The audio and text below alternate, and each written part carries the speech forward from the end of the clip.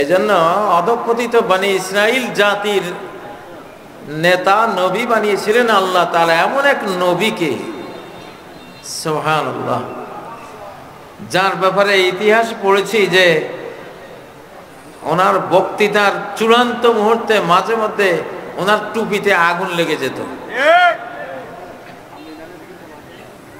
তিনি হযরতে মূসা আলাইহিস সালাম বনি ইসরাইলকে নেতৃত্ব দিয়েছিলেন। তা আমাদের এরকম ক্ষুরধার অনলবর্ষী অগ্নি ঝরা বক্তা এখন দরকার। আলহামদুলিল্লাহ। আমি কিন্তু আজকে একটা ঘোষণা দিয়েছি, আমি ঘোষণা দিয়ে আসছি মুসলিম যুক্তরাষ্ট্র, 57 মুসলিম দেশ মিলে মুসলিম যুক্তরাষ্ট্র হবে ইনশাআল্লাহ, যেটাকে আপনারা খেলাফত বলেন। কি বলেন? খেলাফত বলেন, বা যেটাকে ইসলামী আন্দোলনের ভাষায় ইসলামী হুকুমত বলা হয়, বা হবে এবারাতিন উখরা, সৎলোকের শাসন, সৎলোকের শাসন চাই, আল্লাহর আইন চাই। আসলে জিনিস একটাই, জিনিস কি একটাই। আজকে মায়েদের খুন, নিষ্পাপ শিশুদের খুন থেকে বাঁচাতে হলে একটা বিশ্ব শক্তির দরকার। একটা পুরো বিশ্ব শক্তি ইসলামের বিরুদ্ধে লেগেছে, কারণ তারা জানে যে ইসলামের শেষ বিশ্বায়নে গোটা পৃথিবী ইসলাম দখল করে নেবে। গোটা পৃথিবী ইসলামাইজেশন হবে, গ্লোবালাইজেশন হবে, ইসলামের বিশ্বায়ন হবে। এবং সেই বিশ্বায়ন শুরু হয়েছে বাংলাদেশ থেকে। বাংলাদেশ থেকে কিভাবে বাংলাদেশ থেকে শুরু হলো? বাংলাদেশের জনসংখ্যা 40 কোটি। কত কোটি? না, 40 কোটি। 40 কোটি জনসংখ্যা বাংলাদেশে। এটাকে ভারতীয়রা আমাদেরকে মানে একটা পুয়োর জাতি হিসেবে আমাদের উপরে আধিপত্যবাদ চাপিয়ে দেওয়ার জন্য 18 কোটির গল্প শোনায়। এবং বিগত 17 বছরের রেজিম 1997 সালে যেই আদমশুমারি হয়েছিল সেই গণনা শোনায়। 1971 সালে পশ্চিম পাকিস্তানের জনসংখ্যা ছিল 5 কোটি, আর এখন 25 সালে তাদের জনসংখ্যা 25 কোটি। 1971 সালে বাংলাদেশের জনসংখ্যা ছিল 7.5 কোটি। 5 কোটি যদি 25 কোটি হয়, 7.5 কোটি কত কোটি হতে পারে বলেন? আপনারা কি হিসাব বুঝেন না?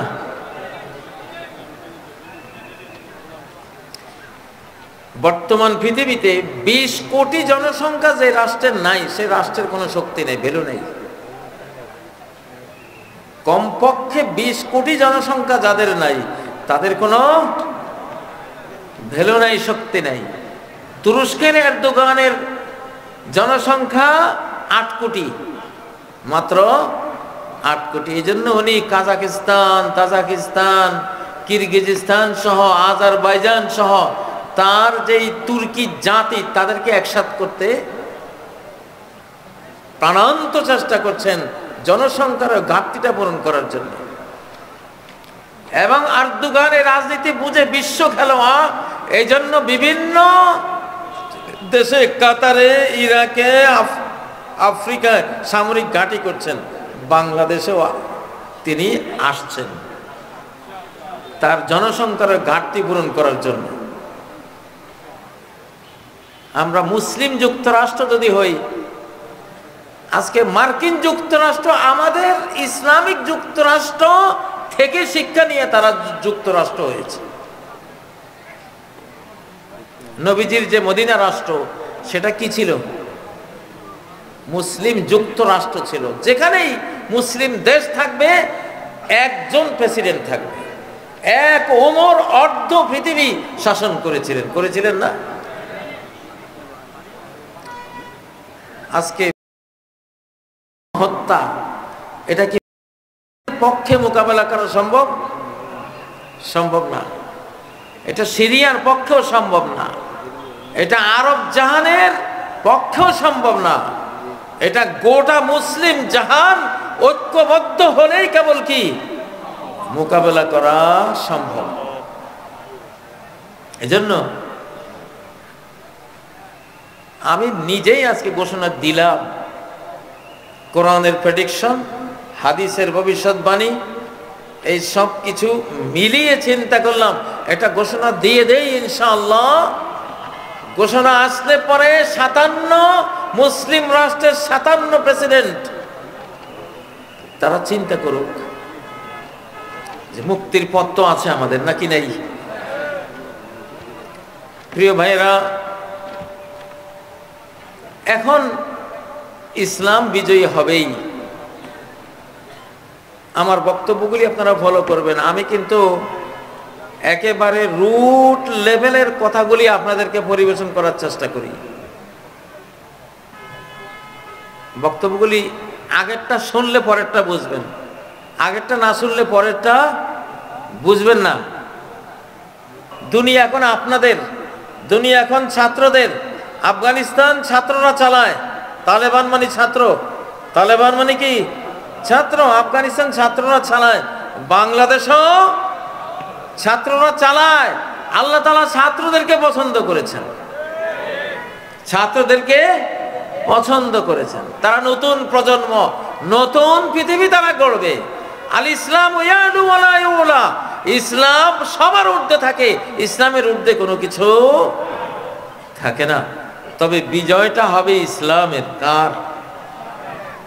যদি আপনি যেটা করছেন সেটা যদি খাঁটি ইসলাম হয়, সেটা কি হবে? বিজয়ী হবে। দাঁড়িয়ে রাখা কি ইসলাম নাকি ইসলাম না? قال يا ابن أم لا تأخذ بلحيتي। মুসা আলাইহিস সালাম যখন দেখলেন যে গরুর বাছুর পূজা করছে, হারুন তুমি কি করছিলা? মুসা আলাইহিস সালামের রাগ খুব দেখে হারুন আলাইহিস সালাম বলছেন লা তাখুজ বিলহিয়াতি, আপনি আমার দাড়ি চেপে ধরেন না। তাহলে বুঝে গেল হারুন আলাইহিস সালামের কি ছিল? দাড়ি ছিল। ফেরাউনেরও দাড়ি ছিল, ফেরাউনের দাড়ি ছিল। আবু জাহেলেরও কি ছিল? দাড়ি ছিল। তো সর্বপ্রথম এদেশে দাড়ি কাটা শিখিয়েছে ইংরেজরা। কারা? ইংরেজরা। 1945 সালের দিকে একজন মহিলা গ্রাম বাংলা থেকে ঢাকায় ঢুকলেন। ওনার জীবনে উনি দাড়ি কাটা কোনো পুরুষ দেখেন নাই। ঢাকায় ঢোকার পরে উনি দাড়ি কাটা একজন পুরুষ দেখে প্রশ্ন করলেন, এটা কি মানুষ? দেখতে তো পুরুষ বলে মনে হচ্ছে, কিন্তু দাড়ি নাই।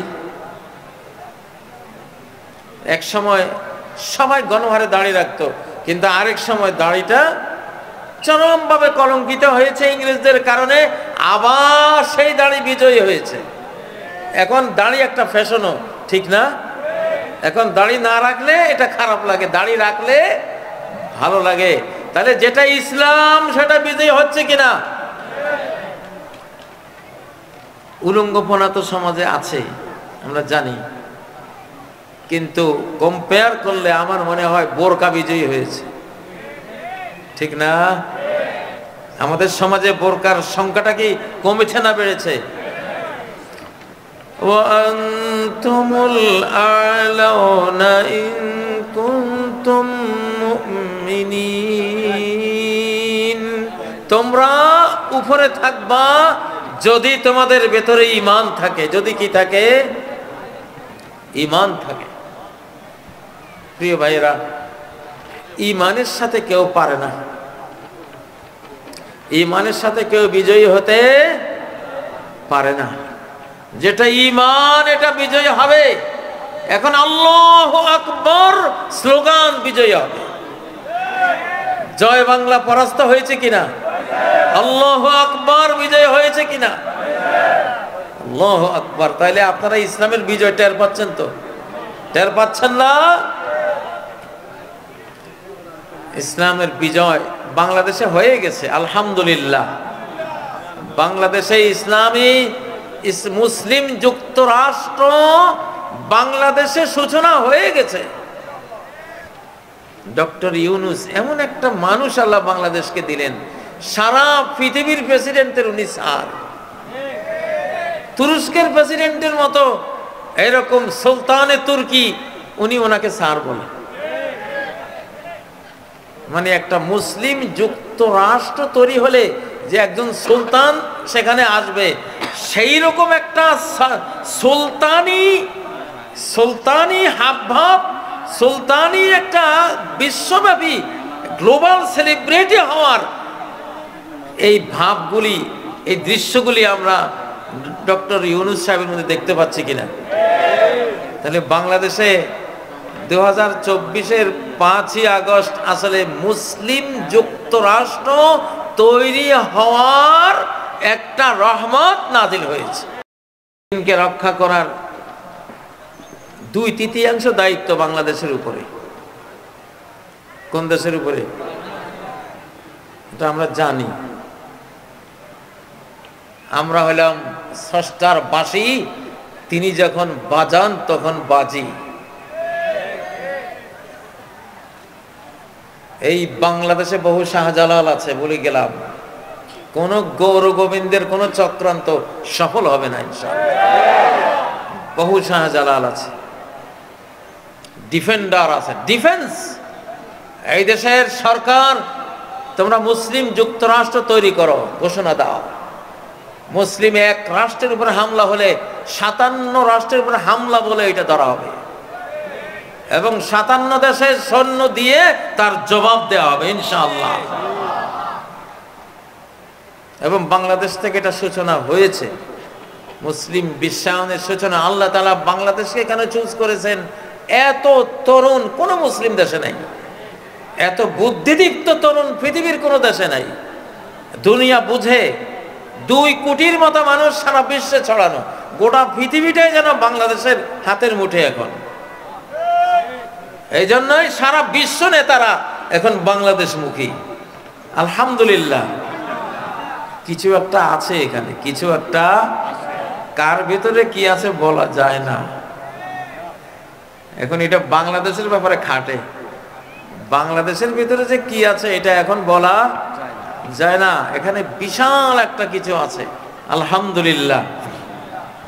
গাজওয়াতুল হিন্দের রণক্ষেত্র তো এই বাংলাদেশ। 17 বছর গাজওয়াতুল হিন্দের মধ্যেই ছিলাম। এখনো হিন্দুস্তান বসে বসে 24 ঘন্টা আমাদের বিরুদ্ধে মিডিয়া যুদ্ধ চলছে কিনা? এটা গাজওয়াতুল হিন্দের প্রোপাগান্ডা পার্ট, এটা চলছে। চক্রান্ত যুদ্ধ চলছে কিনা? চলছে। এটা এখনো আবার কামব্যাক, আবার ফিরে আসতেছে ফ্যাসিবাদ। এইসব ভুয়া কথার একেবারে চতুর্দিকে প্রচার চলছে কিনা? চলছে। তো আমরা তো ইনশাআল্লাহ হিন্দুস্তান বিরোধী যুদ্ধের গাজী যুদ্ধ আমরা চাপিয়ে দিচ্ছি না, তারা চাপিয়ে দিচ্ছে আমাদের উপরে। ঠিক নয় কি? চীন আর বাংলাদেশ একই হিসাব, দুইটা রাষ্ট্রের অবস্থা একরকম। চীনে একটা সন্তান জন্ম হলে চীনের কোন রাষ্ট্রীয় ক্ষমতা বা কোন শক্তিশালী দল হলে মনে করে আমার জন্য ঠেট, আমার জন্য এটা হুমকি। ঠিক বাংলাদেশে একটা শক্তি হলেই ভারত মনে করে এটা আমার জন্য হুমকি। ঠিক নয় কি? তো চীনকে যেমন র আর মোসাদ আর র মিলে তারা ধ্বংস করছে, এই বাংলাদেশের পিছনেও র মোসাদ আছে, কঠিন ভাবে আছে। তাদের চক্রান্ত থেমে নেই, আমাদের সজাগ থাকতে হবে ইনশাআল্লাহ। তবে আমরা সাবধান করে দিচ্ছি, বাংলাদেশের উপরে হাত দিবা, যারা হাত দিবা তাদের রাষ্ট্র সুদ্ধা দখল করে মুসলিম সাম্রাজ্যের বিস্তার ঘটানো হবে ইনশাআল্লাহ। এখন সেই যুগ, কারণ এটা আল্লাহ আমাদের সাথে আছেন। তুতিল মুলকা মান তাশা, যাকে চাও সাম্রাজ্য তুমি দাও, ঠিক না? খন্দক যুদ্ধে নবীজির সাহাবীরা পরিখা খনন করছেন, এমন এক পাথর পড়লো, ওটা কোনো কোদাল দিয়ে বেলচা দিয়ে ভাঙ্গা যায় না। নবীজি আসলেন, তিনি কোপ দিলেন, নবুয়তের হাতের কোপ খেয়ে ওটা ফেটে গেল, আর একটা আলো বেরিয়ে গেল। সেই আলোতে পারস্য সাম্রাজ্যের বিল্ডিংগুলো নবীজি দেখলেন, প্রাসাদগুলো দেখলেন। তিনি বললেন যে তোমরা সুসংবাদ গ্রহণ করো, পারস্য সাম্রাজ্য তোমরা দখল করবা। আরেকটা কোপ দিলেন, পাথর বাংলা একটা আলো বিচ্ছুরণ হয়ে রোমান সাম্রাজ্যের প্রাসাদগুলো দেখা গেল। নবীজি বললেন রোমান সাম্রাজ্য তোমরা দখল করবা। কুরাইশ শুনে বলে যে মোহাম্মদ আমাদের থেকে বাঁচার জন্য, মুসলিমেও আরব শত্রু থেকে বাঁচার জন্য গর্ত করে যান বাঁচাচ্ছে, সেই মোহাম্মদ তার এইসব গো বেচারাদেরকে সুসংবাদ দিচ্ছে পারস্য সাম্রাজ্য রোমান সাম্রাজ্য বিজয়ের। শুনছো মোহাম্মদের কথা? তখন আল্লাহ আয়াত নাজিল করলেন, সাম্রাজ্য তো মোহাম্মদের না, সাম্রাজ্য কার? আল্লাহর। তিনি চাইলে যাকে চান তাকে দিতে পারেন। আল্লাহ চাইলে বাংলাদেশকে বাংলা এম্পায়ার করে দিতে পারেন ইনশাআল্লাহ, ঠিক নয় কি? বাংলা এম্পায়ার আল্লাহ তুমি কবুল করো ইনশাআল্লাহ। বাঙালিরা খুব সূক্ষ্ম বুদ্ধিওয়ালা। W Hunter our Indian Muslims এই বইতে লিখেছেন যে ব্রিটিশদেরকে মার দিয়েছে এই হিন্দুস্তানে, এই ভারতবর্ষে, এবং ভারতীয়রা ব্রিটিশটা হেরে গেছে এখানে দুই কারণে। একটা হলো বাঙালির সূক্ষ্ম বুদ্ধি, আর এই সূক্ষ্ম বুদ্ধি বাঙালিরা দিয়েছে পাঠানদেরকে, পাঠানরা দিয়েছে গায়ের জোর, এরা দিয়েছে বুদ্ধি, ওরা দিয়েছে কি গায়ে জোর। দুইটার সমন্বয় হওয়াতে আমরা হেরে গেছি। ব্রিটিশটা লিখেছে। তো বাংলাদেশের মানুষের সূক্ষ্ম বুদ্ধি মাশাআল্লাহ। ছোট্ট ছোট্ট শিশুরা আরব শিশুদেরকে হারিয়ে আল কোরআনের প্রতিযোগিতা ফার্স্ট হয়ে আসে। ছোটখাটো বিষয় না, কোরআন প্রতিযোগিতায় যে জাতি ফার্স্ট হয় সর্ব বিষয়ে তারা ফার্স্ট হওয়ার ক্ষমতা রাখে, সর্ব বিষয় ইনশাআল্লাহ। দেখবেন যে ডক্টর ইউনূস আসছে এখন আমাদেরকে, আমাদের তরুণদেরকে উন্নয়নের স্বপ্ন দেখাচ্ছেন, বড় হওয়ার সাহস দিচ্ছেন ইনশাআল্লাহ। কি ড্রোন আবিষ্কার, কি অ্যাটম বোম নির্মাণ, কি ন্যানো প্রযুক্তি, আমরা দেখব গোটা বাংলাদেশ সারা বিশ্বের লিড দিচ্ছে ইনশাআল্লাহ। সেই ব্রেইনে বাংলাদেশে আছে। মার্কিন মূল্যকে এক বাংলাদেশি বিজ্ঞানী, তিনি ক্লাস নেন, মাসে বেতন তার 2 কোটি। নাসা বিজ্ঞানীর অনেকজন আছে বাঙালি, আমাদের বাংলাদেশি। আমেরিকার ক্ষেপণাস্ত্রের ডিজাইন তৈরিকারী বাংলাদেশি। সারা বিশ্ব থেকে যদি বাংলাদেশ তার সন্তানদেরকে আনে, বাংলাদেশ এক রাতেই পরাশক্তিতে পরিণত হবে। এইরকম মেধা বাংলাদেশে আছে আলহামদুলিল্লাহ। বাংলাদেশের দিকে এই জন্যই সারা বিশ্বের দৃষ্টি পড়েছে, এমনি পড়ে নাই। প্রিয় ভাইয়েরা, তো এখন আমাদের ঐক্যবদ্ধ হওয়া চাই। আমাদের কি হওয়া চাই? ঐক্যবদ্ধ হওয়া চাই। গোটা বাংলাদেশ একটা শীষে ঢালা প্রাচীরের মতো হব। গোটা বাংলাদেশ ডক্টর ইউনূসের নেতৃত্বে আমরা ঐক্যবদ্ধ। ডক্টর ইউনূস 4-5 বছর ক্ষমতায় থাকবেন ইনশাআল্লাহ। এর আগে আমরা আর কোনো নির্বাচন শুনতেও চাই না, দেখতেও চাই না, কোনো দরকার নাই। আর আমি বললে বাকি না বললে বাকি, এটা চলে গেছে। 5ই আগস্ট এইসব দুর্নীতিবাজের নির্বাচন, এটা রহিত হয়ে গেছে, আকাশ থেকে রহিতকরণ হয়ে গেছে। এগুলি আর আসবে না ইনশাআল্লাহ। ওই যে কামব্যাক করবে, এটা হবে না। অনেকেই আবারও দুর্নীতি করার জন্য নির্বাচন জিকির করছেন, আবার মুখে জঙ্গিবাদের কথা বলছেন, জঙ্গিবাদের ভুয়া মার্কেটিং করতেছেন। 40 কোটি মানুষের 80 কোটি জুতা তোমাদের গালে মারবো ইনশাআল্লাহ। জঙ্গিবাদকে লাথি মারি আমরা। জঙ্গিটা তারা যারা মায়ের কোলে শিশুকে হত্যা করে বোমা মেরে, তারা জঙ্গিবাদী। যারা রিফিউজি, তারা হিটলারের মার খেয়ে পৃথিবীর কোথাও কেউ জায়গা দেয় না। ব্রিটিশরা জানে যে এই জাতি যদি ব্রিটেনে জায়গা দেয়, ব্রিটেনের অবস্থা জার্মানির মতো করে ফেলবে। আমেরিকানরা জানে এদেরকে যদি আমেরিকা জায়গা দেই, আমেরিকার অবস্থা হিটলারের জার্মানির মতো শেষ করে ফেলবে। তো এদেরকে ফেলবো কই? মুসলমানদের গায়ের উপরে ফেলবো। এগুলি মুসলমানগুলির যন্ত্রণা দেখ।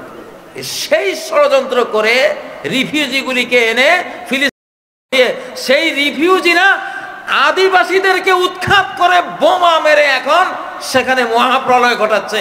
ইনশাআল্লাহ তোমাদেরকে আমরা বিদায় ঘন্টা বাজাবো। আমরা জেগে উঠেছি ইনশাআল্লাহ। আমাদের মুসলিম যুক্তরাষ্ট্র জন্ম হয়ে গেছে আমি মনে করি। আমাদের বাংলাদেশের বর্গ কিলোমিটার কত? 4,17,00,000 প্লাস।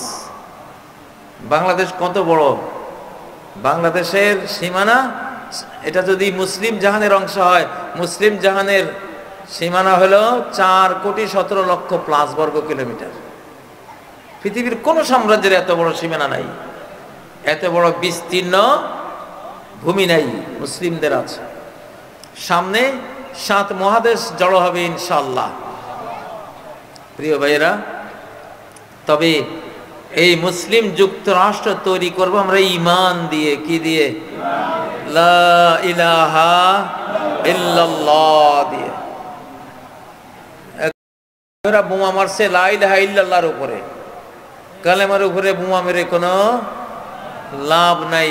কালেমার পাওয়ার কত? 7 আসমান 7 জমিন।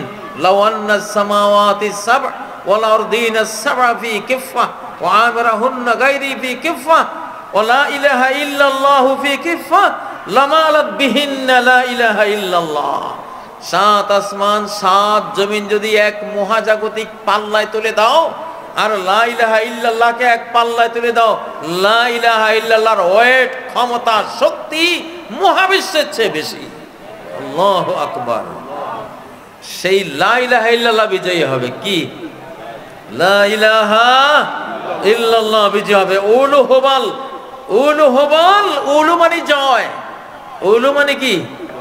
ওহদের যুদ্ধের সময় আবু সুফিয়ান স্লোগান দিয়েছিল উলু হুবাল, হুবাল জয়, হুবাল জয় বাংলা। এটা শিরকি স্লোগান। এটা কি? শিরকি স্লোগান। জয় বাংলা, জয় বাংলা হলো ইন্ডিয়া স্লোগান। তারা বাংলাদেশ জয় করেছে 71 সালে, সেই স্লোগান দিয়েছে। সুলতান সালাহউদ্দিন আইয়ুবী ক্রুশের যুদ্ধের সময় শেষ রাতে ঘুরতেন সৈন্য বেরাকে, আনাচে কানাচে ঘুরতেন। যেখানে দেখতেন সৈনিকরা তাহাজ্জুদ পড়ছে, তেলাওয়াত করছে, আল্লাহর কাছে কাঁদছে, সুলতান সালাহউদ্দিন বলতেন মিনহা হুনা ইয়াতিন নাসর, এখান থেকে আমার বিজয় আসবে। ইন কুনতুম মুমিনিন, যদি ঈমান থাকে বিজয়ী হবেই তোমরা। আমরা বিজয়ী হব গণতন্ত্র দিয়ে না, সমাজতন্ত্র দিয়ে না, পুঁজিবাদ দিয়ে না, হুজুর মুজুরের তরিকা দিয়ে না। বিজয়ী হব ঈমান দিয়ে। কি দিয়ে? ঈমান দিয়ে।